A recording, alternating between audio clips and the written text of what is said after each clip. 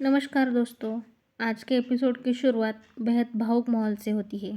अनुपमा खुद को संभालते हुए भारती से कहती है कि आज शब्द कम पड़ रहे हैं।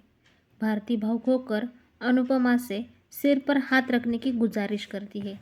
जैसे कि अनुपमा ऐसा करती है, माहौल और भी भावनात्मक हो जाता है। भारती कहती है कि अनुपमा ने उसकी ज़िंदगी में रोशनी भर दी है। जवाब देने में अनुपमा याद दिलाती है कि मुश्किल वक्त में भारती ने भी उसका साथ नहीं छोड़ा था। भारती की आंखें भर आती है। वो कहती है कि अनुपमा उसके लिए माँ जैसी है और उससे वादा लेती है कि वो उसे कभी अकेला नहीं छोड़ेगी।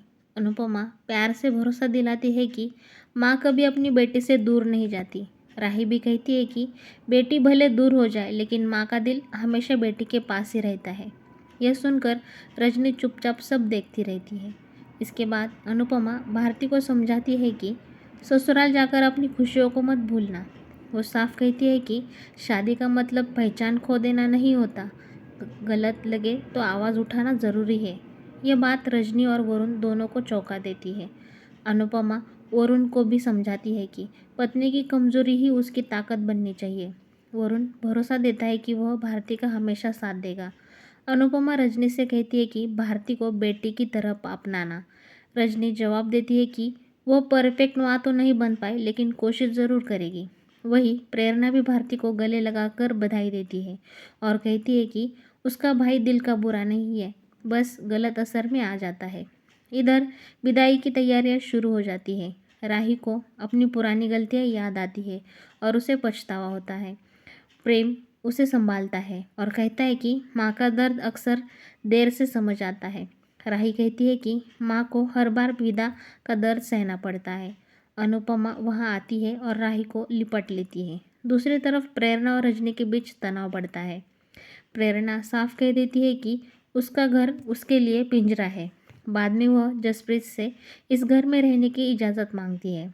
जसप्रीत थोड़ी सोचकर बाद में हाँ कह देती है। अनुपमा भी उसे रहने की इजाज़त देती है, लेकिन राही इस फैसले को लेकर चिंतित हो जाती है।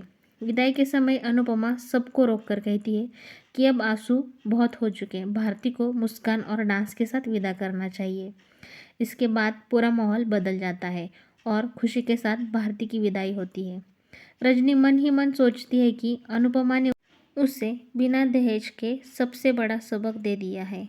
एपिसोड के आखिर में अनुपमा एक डरावना सपना देखती है जहाँ चौल के लोग उसके खिलाफ खड़े दिखाई देते हैं। घबरा कर उसकी नींद खुल जाती है।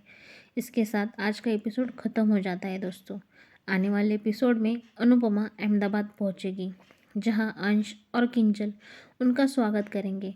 वही पाखी दिवाकर को घर लाएगी और उसे अपना होने वाला पति बताएगी, जिससे अनुपमा हैरान रह जाएगी।